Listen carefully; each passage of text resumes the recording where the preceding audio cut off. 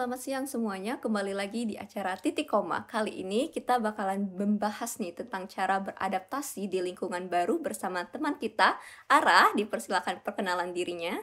Oke, hai, makasih banget Ifada. Uh, Hai semuanya, nama gue Ara, gue dari Jakarta. Gue tahun ini semester 4, baru selesai semester 4. Major gue IPS, specifically CSM. Salam kenal semuanya. Salam kenal Ara. Oh Ara, berarti kita sama nih, satu semester, sama-sama semester 4. Waktu sebelum datang ke Bepu, gimana sih keadaan Indonesia pada saat itu?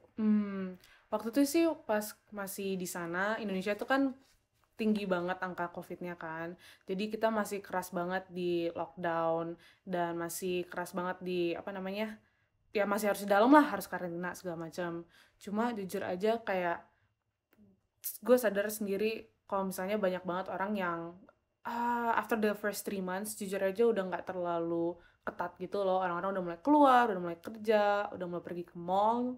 Itu banget. Pokoknya pas pokoknya 2021 itu overall udah pada dasarnya sama, cuma nggak boleh, tapi masih harus pakai masker gitu. Kayak misalnya ada restoran pun, oke tulisannya nggak boleh, tapi orang masih aja duduk di situ gitu loh, ya gitu loh.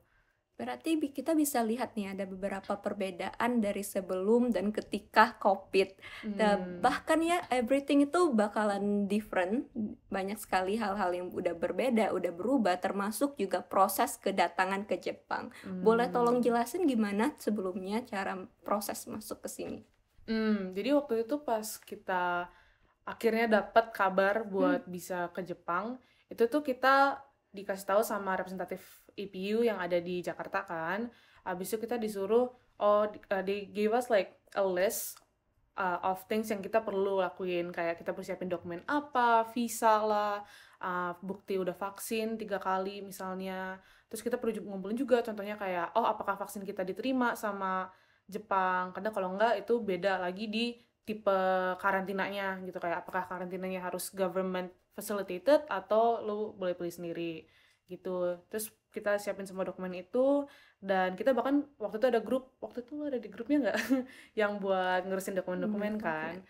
Dan untungnya ada teman-teman kita yang uh, volunteer lah jatuhnya untuk jadi koordinator kita. Jadinya kita semua bisa koordinasi, oh semua orang udah kumpul ini, oh ini belum nih, kayak ayo yuk kita kumpulin bareng biar semua orang bisa pergi bareng-bareng gitu. Aduh, aku nggak tetap inget banget sih rasanya ups and down dari Hmm. keadaan persiapan everything. Sometimes it's complicated, tapi kita juga gimana ya? Ketika kita tuh terbagi-bagi jadi bahkan 3 batch. Hmm. Ada yang udah datang dari November 2020 dan juga keduanya itu tuh arah sekitar bulan Maret Ya, 2021. No, 2022 2022 ini, tahun bahkan. ini. Ya, jadi bedanya itu 2 tahun karena COVID dan akhirnya ada batch ketiga itu rombongan aku. Cuma sekitar 7 orang karena ada masalah COVID waktu itu kan.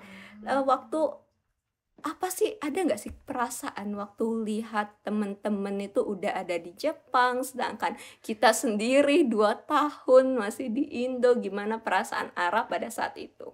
Hmm, ya kalau aku pribadi sih sebenarnya waktu itu pas dengar berita kayak oh bisa ke Jepang November 2020 nih.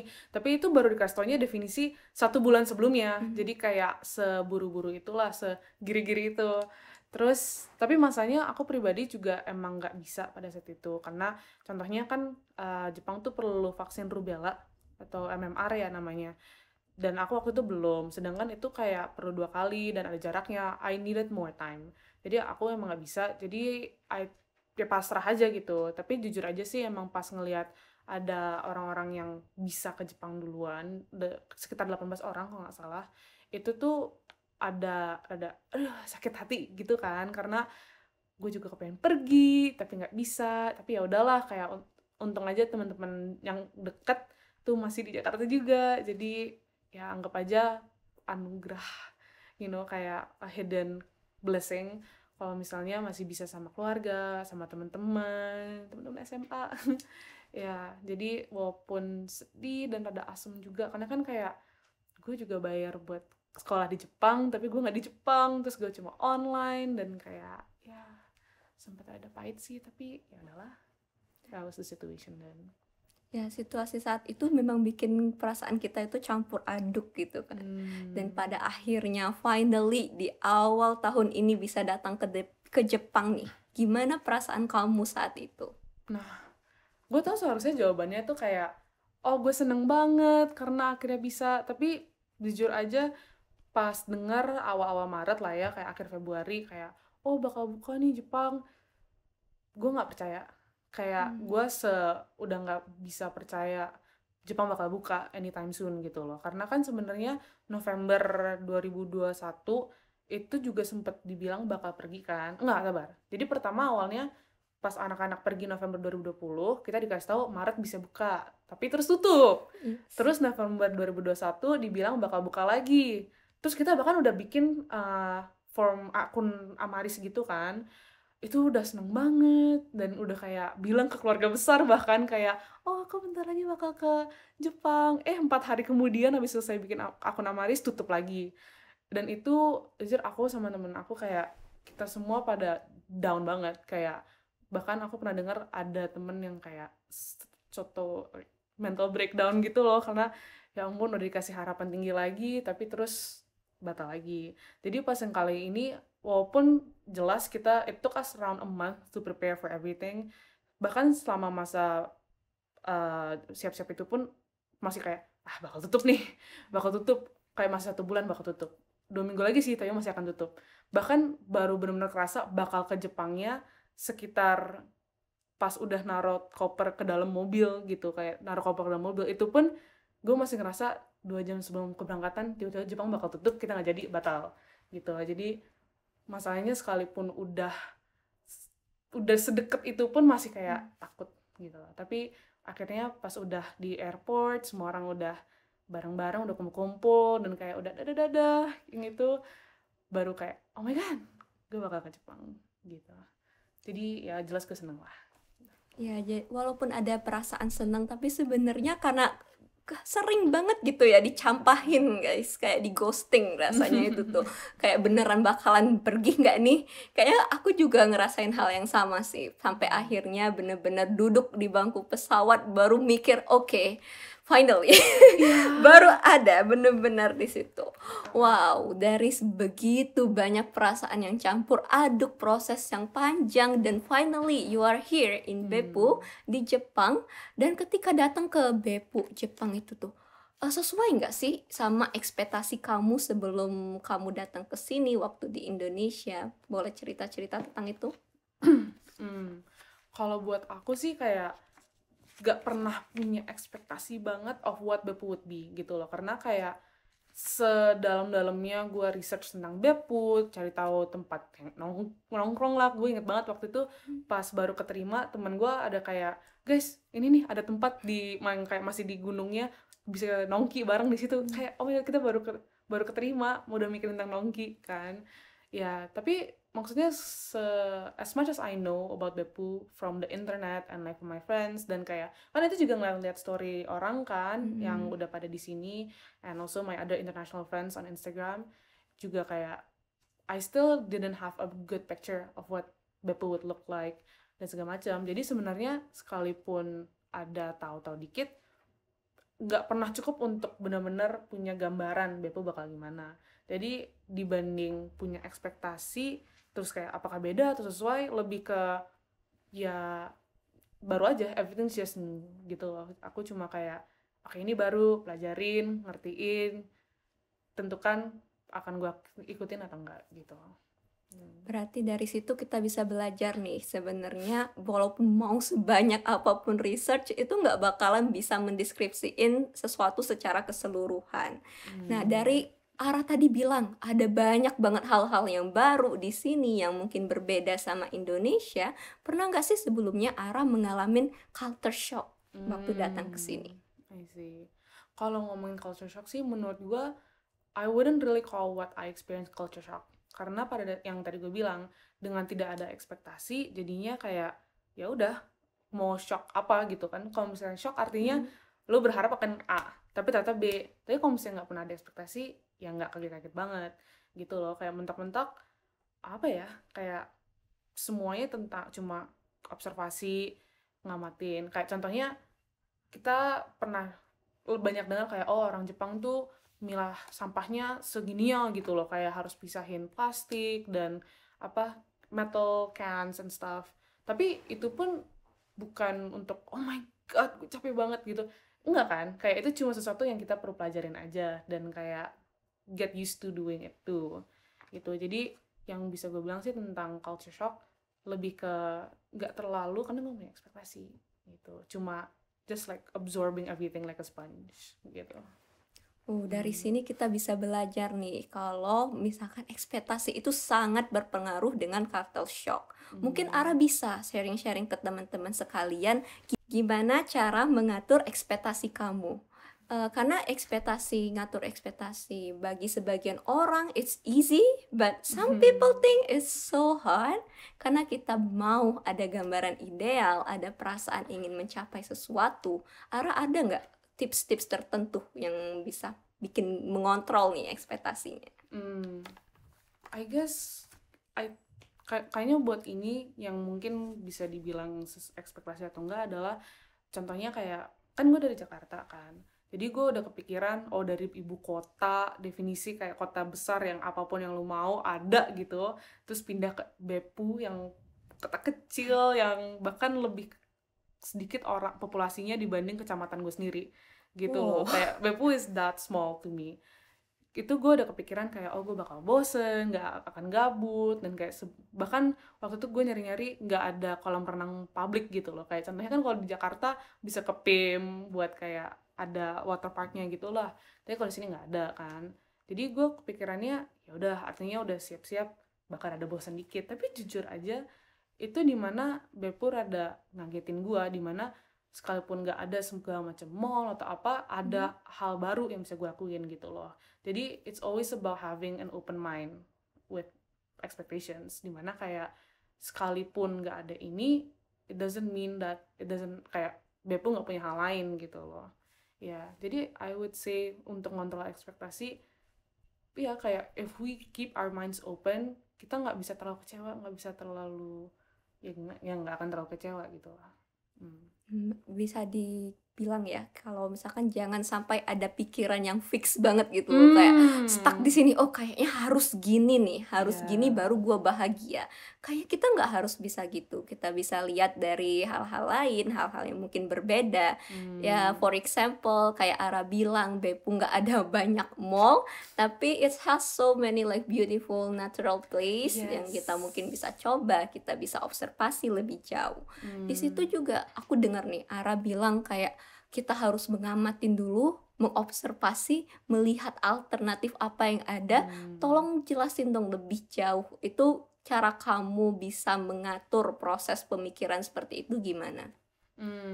Well, contohnya kan kayak yang tadi gue bilang gitu loh, contohnya mungkin gue bisa tarik dari pas pertama kali gue ke onsen, yang public onsen ya, bukan yang di EP House atau apa. Itu tuh sekalipun udah tanya-tanya teman kayak gimana sih kalau ke onsen, gimana sih kalau ini, dan yang di EP House kan juga ada aturan-aturannya. So gue ada referensi dikit lah, udah ada research gue sendiri. I think that's really important.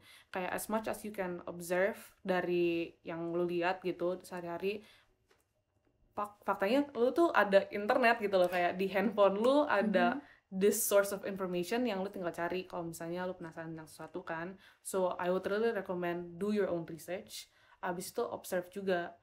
Jatuhnya kayak pas gue pertama kali ke onsen, gue rada bingung gitu loh, kayak ini sebenarnya sama apa dengan pengalaman gue sebelumnya, dan menurut teman-teman gue katanya nggak boleh ini, nggak boleh ini, nggak boleh itu. Terus kayak oke, tahu.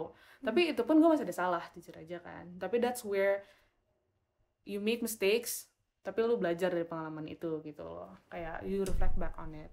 So I think it really helps untuk observasi, alamin, oke, salah di sini, salah di situ gitu. Ya. So I would that's how I would say it. Keren ya, Ara udah pernah coba ke onsen public loh. Aku saat ini juga belum punya keberanian. Mungkin harus do my own research dulu dan mungkin Hmm. nanya-nanya ke sama yang lain, and maybe like from here we can learn like the first thing is take an action. Bener You make a banget. mistake, well that's okay. Everyone, you cannot being a perfect person anyway. Bener banget. Wow, jadi dari sini aku penasaran banget. Hmm. Menurut kamu ya, dari semua banyak hal-hal baru, proses adaptasi, dan lain-lain, ada nggak dampaknya di kesehatan mental kamu sendiri? Mental health-nya ya.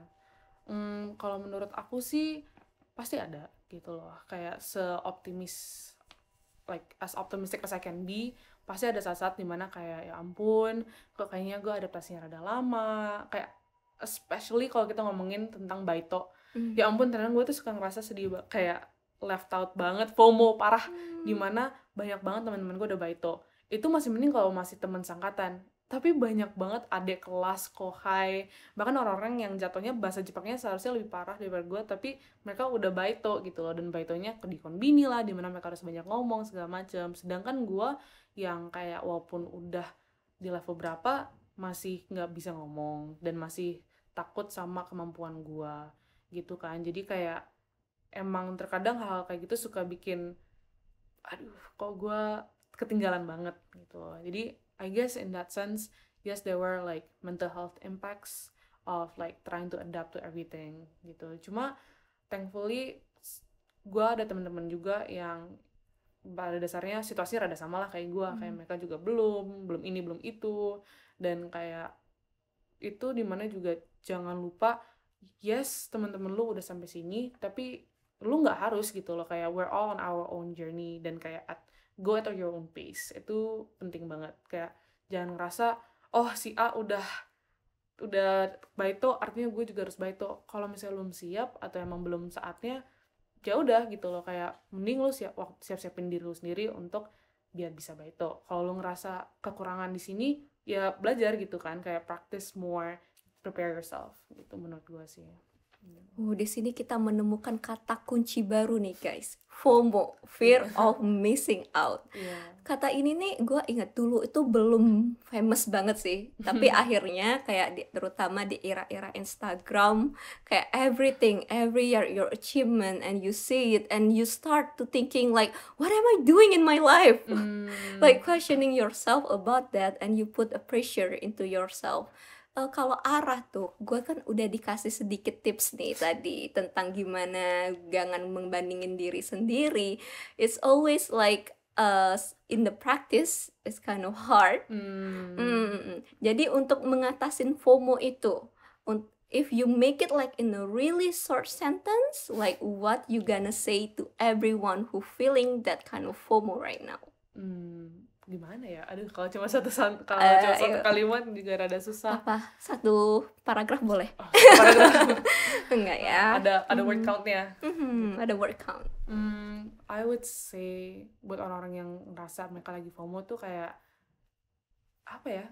Nggak apa-apa untuk lu pelan-pelan dan mempersiapkan diri lu sendiri gitu loh.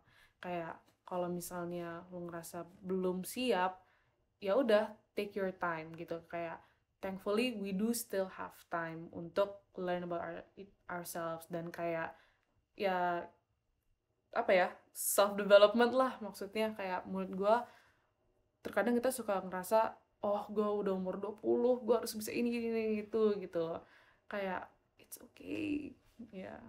Aduh, itu nggak terlalu summary sih, tapi semoga bisa membantu. Bisa banget sih membantu. Di sini ada beberapa kunci. Pertama itu tuh waktu, kedua itu membandingin diri kita sendiri sama orang lain, dan I think it's connected gimana caranya kamu mengatur dua hal itu sebenarnya ya. Wah, thank you banget Ara untuk cerita-cerita kita dari keadaan saat ini, tentang dari awal sampai akhirnya kita bisa berada di sini. Thank you for sharing-sharingnya. Kali ini kita bakal masuk ke segmen baru di mana kita udah menanyakan nih ke teman-teman kita tentang maybe they wants to share their problem, apa yang mereka rasakan, dan kita akan membawa pembahasan itu di sini. Dan ini disebut sesi teman talks. Mari kita bercerita-cerita sebagai teman. Di sini ada satu pengirim dari salah satu teman kita. Dia bilang, aku tuh orangnya introvert. Udah buat pernyataan pertama introvert. Terus setiap kali ada acara kumpul IPU INA atau mungkin komunitas itu nggak pernah join, belum tahu apa sih alasannya dan lain-lain, tidak tertulis. Tapi selain IPU INA juga terjadi di EP House kan. Di EP House itu ada meeting floor, ada ketemu RA, ketemu anak internasional yang lain. Tapi di meeting floor itu juga dia ngerasa nggak ada koneksi yang terbangun.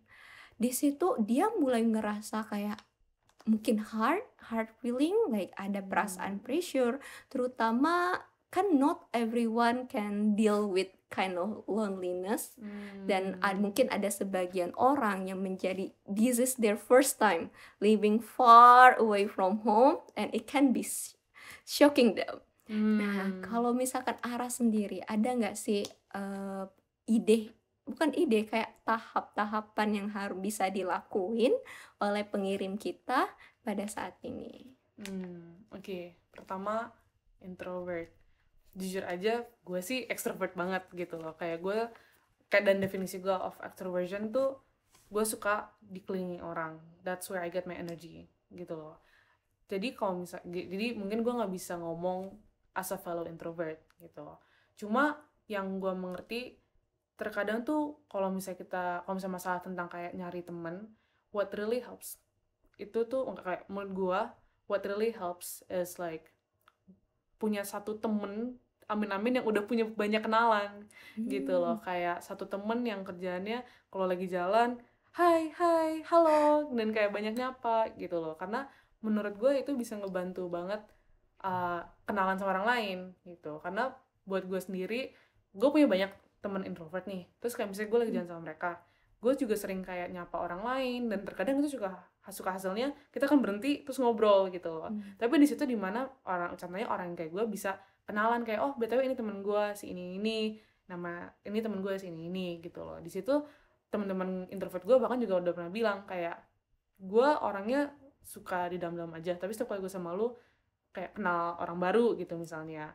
So menurut gue, karena gue bisa aja bilang kan kayak, oh lu mau teman baru, ya udah join circle ini, circle itu, join kegiatan ini dan itu dan ini. Tapi jujur aja, gue ngerti itu susah gitu loh, itu serem, itu jatuhnya lu masuk ke dalam lingkungan baru, abis itu lu harus maksain diri lu untuk kayak bilang hai dan kenalan gitu loh. Dan gue ngerti buat banyak orang itu serem banget, dimana buat gue juga jarang gitu loh, cuma oh halo gue masuk event baru terus langsung kenalan gitu.